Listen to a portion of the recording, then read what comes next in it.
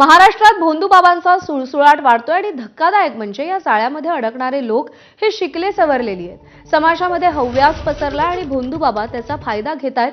त्यामुळे शालेय शिक्षणामध्ये चिकित्सक मनोभावाचा समावेश करणं आवश्यक आहे, असा उपाय अंधश्रद्धा निर्मूलन समितीचे डॉक्टर हमीद दाभोलकर यांनी सुचवलाय।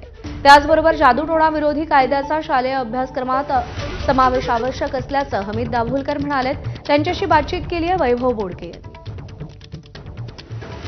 येत्या कालखंडामध्ये जर हे थांबवायचं असेल, तर आपल्याला शालेय वयापासून चिकित्सक मनोभावाचा शिक्षणामध्ये समावेश करणं हे अत्यंत आवश्यक आहे। शासनाने प्रत्येक पोलीस स्टेशनला अंधश्रद्धा निर्मूलनाचे कक्ष स्थापन करण्याचे आदेश दिलेले आहेत। ते कार्यान्वित करण्याची गरज आहे आणि या सगळ्याच्या बरोबर समाजामध्ये देखील मोठ्या प्रमाणात याच्याविषयी प्रबोधन होणं आवश्यक आहे।